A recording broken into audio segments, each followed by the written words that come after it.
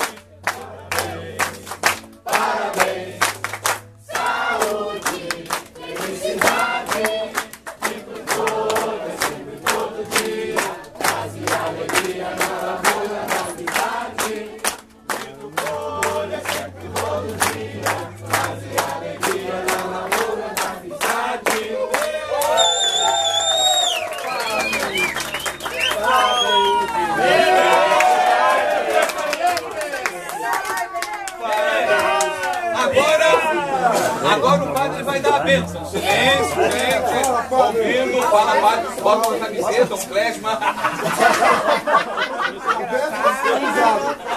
Você ficou pesado agora. Por isso, padre.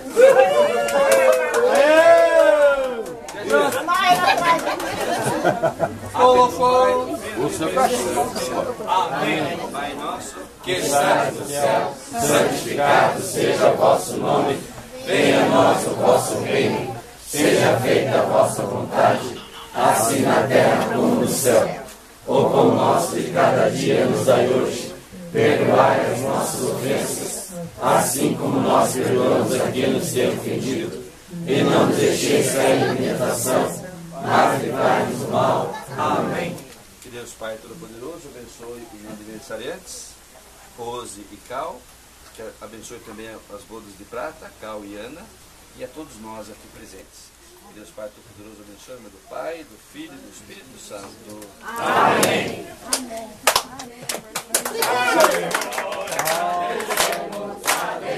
Aleluia, o alimento que teremos, aleluia. Senhor, agradecemos, aleluia, o alimento que teremos, aleluia.